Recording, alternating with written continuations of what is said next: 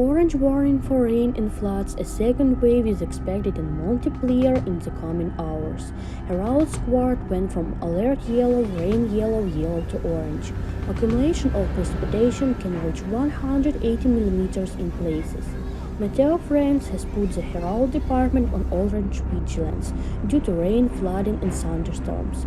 Herault Prefecture recommends that you exercise extreme caution, especially when driving on roads that can quickly be dangerous.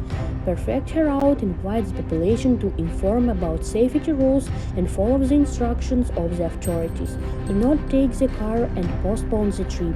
Stay away from waterways. Do not go outside, take cover in a building, and especially not under a tree to avoid the risk of being struck by lightning.